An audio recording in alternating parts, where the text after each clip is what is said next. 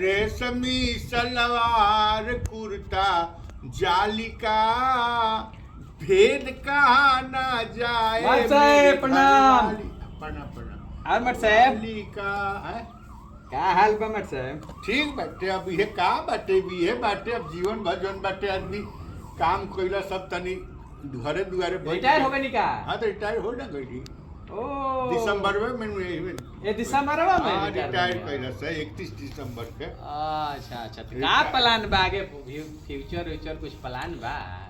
देखो बाबू अब जीवन भर आदमी काम धाम कइल अब तनी घरे दुआरे तनी हवा खाता त तनी अच्छा लागत तटे इहे बाटे। अब दे नाती पोता अपन बाड़े सब आ एगो बेटी के बियाह करे के बाटे तो वो बाचले बियाह तो अब सोचतनी कि ओकर बियाह शादी कऽ के तनी निश्चिंता हो जाई।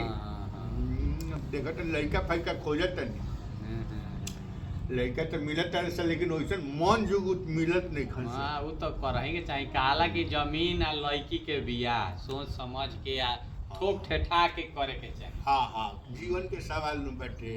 मान ला हमें ताक मुँह दे ओकर घर दुआर कैसे बसी? हाँ बस ई तो उहे सब बड़ा सोचे के पड़ेला तो उहे आदमी राम के नाम लेता भगवान के नाम लेता दूसर का करो हाँ उ सब के और सब बढ़िया ही घूमत रहनी है। हाँ हाँ हम कहनी कि तनी माट साहब का लोग कहला कि माट साहब घरे आइल बड़ा हम कहनी कि पूछ ली हाँ। का कुछ फ्यूचर में प्लान व्लान बनाओ तनी का करे के बा का नहीं के करे के। फ्यूचर में प्लान का करी है बियाह शादी बाटे आ ये तनी जाए के बा बड़का के ससुरारी मन समधिया न जाए के बा। तो मान ली दुआर पर बैठल बैठल बोरे न होखे न? हाँ तो अब हमनी के अब दीदनु काटे के बा अब दूसर उपाय का बाटे अब। महाराज पढ़ लिख के इतना मास्टर रहनी लोग में इतना जान पहचान लोग इज्जतो राउर करे लगे इज्जत करेला इज्जत करेला तो रौरा ऐसा आदमी दिन काटी तो ठीक ना लगी। तो हमनी कब नौकरियों कहाँ लगी अरे नौकरी ना मार साहब हम बतावत न बानी है? मान ली रौरा रिटायर भइल बनी हाँ रिटायर हो गए 50 लाख तो मिल ही हुई। हाँ 50 से ऊपर मिले। अब मुखिया जी मान ली हाँ फिर रौरा दुआर पर सांसद साहेब हाँ आके आ कहस कि प्रणाम मुखिया जी तो कैसा लागी? प्रणाम प्रणाम है कहस कि प्रणाम मुखिया जी तो कैसा लागी? एमपी साहब हाँ हाँ तो बढ़िया लगी बढ़िया लगी ना? बढ़िया लगी। मान ली विधायक जी आवस कहस कि और मुखिया जी का हाल बा तो कैसा लगी? बहुत सुंदर बहुत हाँ हाँ लगी ना? हाँ लगी। मान ली गरीब दुखिया गांव के लोग आके सवेरे से हाथ जोड़ के कहे कि मुखिया जी कुछ हमरा खातिर करी कुछ हमरा खातिर करी तो कैसा लगी? हाँ बढ़िया न लगी बढ़िया लगी ना? बढ़िया न लगी। तो हाँ। हम कहतनी कि रौरा जैसन पढ़ल लिखल आदमी हाँ हाँ जेकर समाज में इज्जत बा हाँ हाँ वो मुखिया ही चुनाव काहे नहीं लड़ले? का मुखिया ही चुनाव मुखिया हाँ मुखिया चुनाव हम नारायण बाल ये मुखिया जी रुआ देखी तो सही हाँ मुखिया अच्छे मुखिया केकरा के लोग बनाओ के चाहेला?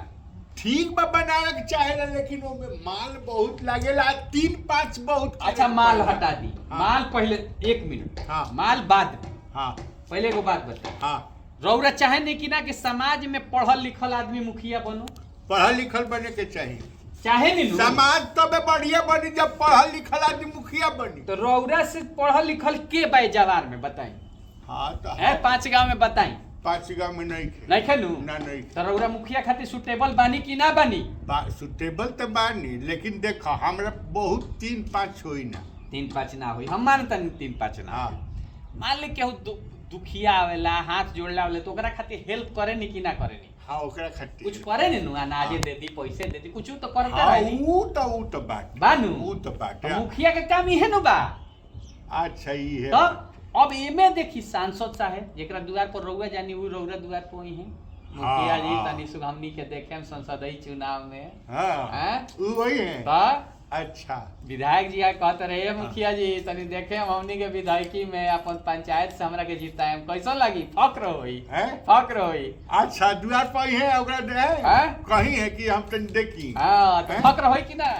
छाती त नहीं कि ना? तानी मनी त नहीं मान ली रउ हैं? नाती कही हाँ कि हमार बाबा मुखिया रहले हाँ कितना खुशी होई आज से 20-50 साल बाद होई कि ना? मुखिया रहले हाँ हैं? मुखिया रहले हाँ जी मास्टर रहले ठीक बा लेकिन मुखिया रहले मुखिया रहले त जानते रहे बाबू दुनाली किने दुनाली अब सरकार देता मुखिया बनते रह लाइसेंस मिल जाए लाइसेंस बंदूक वाला लाइसेंस एगो बुलेट भी किने बुलेट फॉर्च्यूनर 6 महीना बाद फॉर्च्यूनर गाड़िया 6 महीना जो सांसद साहब चढ़ल है वो गाड़िया रौदा आ जाई कैसा लगी फॉर्च्यूनर हाँ तो अब 60 लाख के फॉर्च्यूनर है बिया और वे 6 महीना में चढ़े लगे फॉर्च्यूनर आ गई बंदूक के लाइसेंस आ गई मैं लोग आके द्वार पर छान त लोग एकदम गोड़ परिया लागल ऐसे कर दी ओकरा बाद देखी मास्टर होके का कोई जीवन में साले अब बात सुनी हां मान ले घर पास कराए घर पास होला नु घर पास होला तो मैं 10,000 भी अपन कमीशन मार लहनी 1,40,000 पास भई 1,20,000 उनकरा के दहनी 20,000 अपना लगे रखनी 10,000 ऊपर बांट दहनी 10,000 भी बचत भइल आ साल में 100 गो अगर रउआ घर पास करवाए तनी 100 गो दुखिया के घर दे दहनी और मैं 10,000 रउआ बाच गई तो 10,000 से 100 से गुणा करी कितना भइल 10 लाख भइल नु 10 लाख रुपया भइल कि ना 10 लाख तो खड़े बच गई खड़े बचल ओकर बाद रोड ढलाई अच्छा रोड ढलाई हाँ रोड ढलाई हमारे पंचायत में रोड बनी तो अच्छा 20% में मान ली 5 लाख के बाद तो 20% आ गई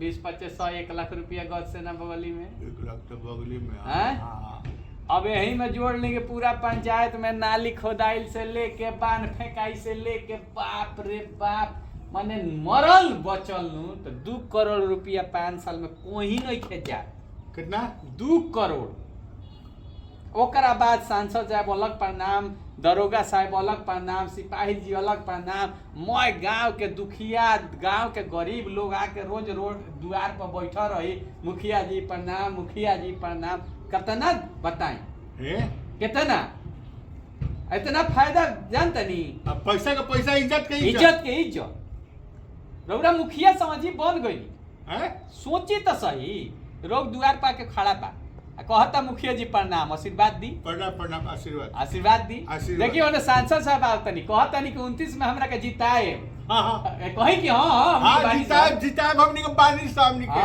अरे विधायक जी आ गई नहीं 30 में इनकरा के जीता होगा बाद कहीं हमें बानी मुखिया हमनी के बानी सा एकदम पूरा पंचायत तोरे के वोट दी अबू जाए कि बगल में वीडियो साहब के लागल बा चेयर वीडियो साहब और औरा बगल में चेयर पर बैठल बानी कैसा लागता वीडियो साहब बगल में बड़े हेलो वीडियो साहब बैठी है जे चेयर हां मुझे अब हमें दरोगा जी आके कहता रहे मुखिया जी प्रणाम कोनो काम होई तो बताए कैसा लगता प्रणाम कैसा लगता अब हम राजा नु हम राजा मान ली है तो चक्कर के मुखिया हो गनी रहुआ मुखिया तो हमनी जैसा आदमी के कुछ खर्चा पानी देव कि ना कि मिठाई खाई सो खर्चा जाके मुंह मीठा कर जी महाराज लान मत हम मुखिया प्रणाम मुखिया जी प्रणाम मुखिया जी प्रणाम आशीर्वाद है ने वीडियो है ने दरोगा है ने ये सांसद महोदय प्रणाम है ने विधायक जी प्रणाम सब प्रणाम पता चल कि हम मुखिया है हम ही मुखिया सब लोग हमरे की आवता रुपया के रुपया इज्जत के इज्जत है और उतना पर 100 रुपया हम ना दे तो दे नहीं जाके एकदम मिठाई खो आई बेटा फेर दे आउट दे बाप रे बाप ये तो लड़का बहुत बुद्धि के बात बतौला सा ही काम कोई जरूरी बाटे अच्छा अभी भइल नहीं के अभी तो होखे के बारे 29 में चुनाव रे साला तो 29 में मुखिया का चुनाव बाटे अब ये हमरा कॉलेज के तू मुखिया बाड़ा रे राम तो 100 रुपया लेके 100 रुपया लेके चल गई 29 में का जाने हम बाँचेब ना बाँचेब का होई ना होई साला 75 कोई उम्मीद रहता ना हो गई रे साला तो 50 रे ये साला पैसा लेके चल गई हे भगवान जा